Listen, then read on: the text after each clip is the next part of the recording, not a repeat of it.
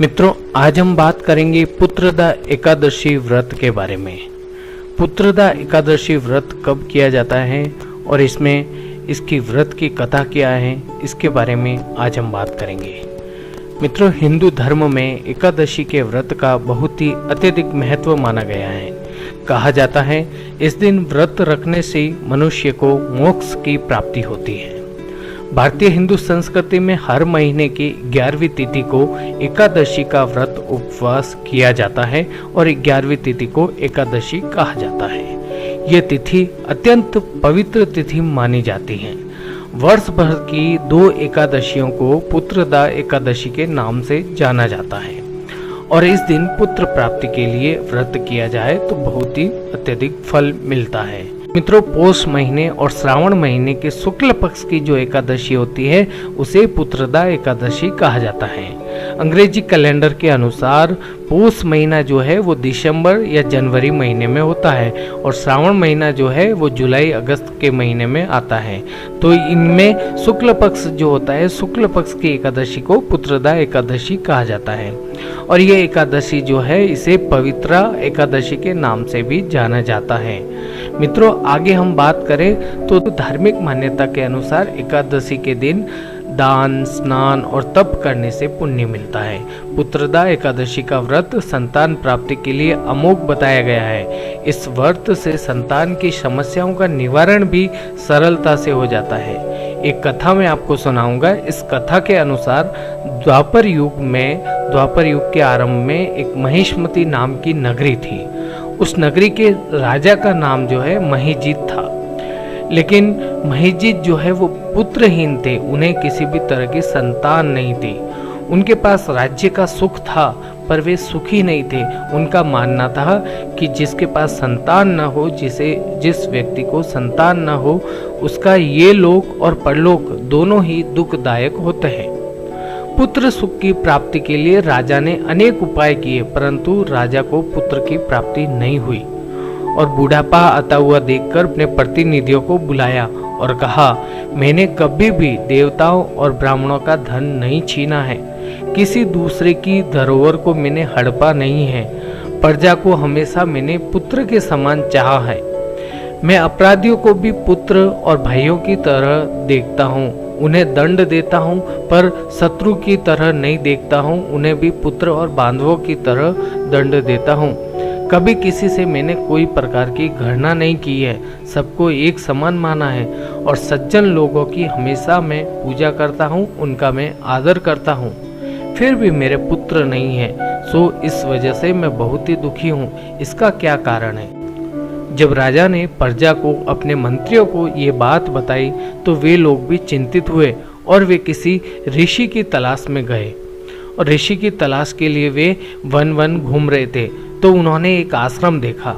उस आश्रम में बड़े तपस्वी, परमात्मा में मन लगाए हुए, समस्त शास्त्रों के ज्ञाता महात्मा लोमस मुनि को देखा। सबने जाकर ऋषि को प्रणाम किया। उन लोगों को देखकर मुनि ने पूछा कि आप लोग किस कारण से आए हैं? आपकी जो इच्छा है हमें बताइए, मैं आपकी इच्छा अवश्य पूरी करूंगा। लोमस ऋषि के वचन सुनकर मंत्रीगण बोले, हम महिष्मतीपुरी से आए हैं। हमारे राजा धर्मात्मा हैं, हमें पुत्र के समान मानते हैं, फिर भी उन्हें पुत्र प्राप्त नहीं हुआ है। इस वजह से वे दुखी हैं और उनके दुख के कारण हम भी दुखी हैं। हमें पूर्ण विश्वास है कि आप हमारी समस्या का समाधान करेंगे, तो हमें क्या करना चाहिए इसके लिए कुछ उपाय बताइए, या हमारे राजा को क्या करना चाहिए इसके लिए हमें कुछ उपाय बताइए। ये बात सुनकर ऋषि ने थोड़ी देर के लिए आंखें बंद की और ध्यान में बैठ गए।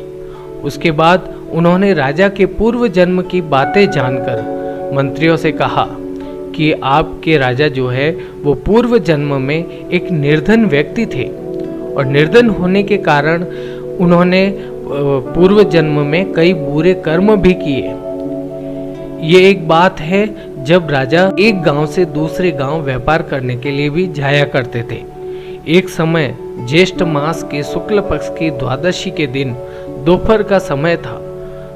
आपके राजा भूखे प्यासे थे और एक तालाब के किनारे पानी पीने के लिए गए तो उसी स्थान पर एक तत्काल ब्याई हुई गाय पानी पी रही थी।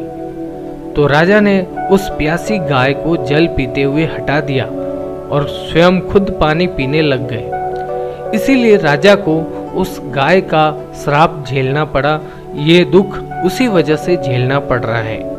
एकादशी के दिन भूखे रहने की वजह से इस जन्म में वे राजा हुए और प्यासी गाय को जल पीते हुए हटाया।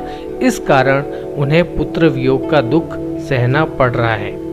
ऐसा सुनकर सब लोग कहने लगे, हे ऋषिवर, शास्त्रों में सभी पापों का प्रायश्चित लिखा हुआ होता है, अतः जिस प्रकार राजा का ये दुख, ये पाप नष्ट हो जाए, ऐसा कोई उपाय हमें बताइए, हमारा मार्गदर्शन कीजिए।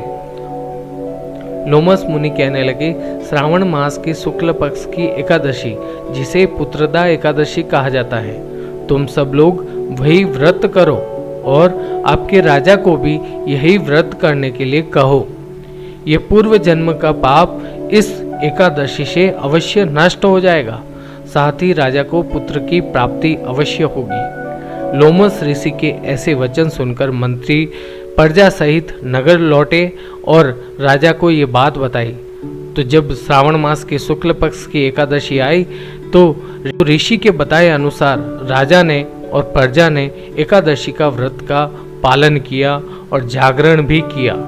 इसके पश्चात द्वादशी तिथि को उसका पुण्य राजा को मिला। उस पुण्य के प्रभाव से रानी ने गर्भ धारण किया और प्रसव काल समाप्त होने पर उसके यहाँ एक तेजस्वी पुत्र उत्पन्न हुआ। इसीलिए श्रावण शुक्ल एकादशी का नाम पुत्रदा एकादशी पड़ा। अतः संतान प्राप्ति चाहते हैं, संतान का सुख चाहते हैं, संतान की इच्छा रखते हैं तो इस एकादशी का व्रत अवश्य करना चाहिए। मेरे द्वारा दी गई जानकारी से आप अवश्य संतुष्ट होंगे। वीडियो को लाइक कीजिए, अपने मित्रों के साथ शेयर कीजिए। फिर मिलेंगे नई जानकारी लेकर। धन्यवाद।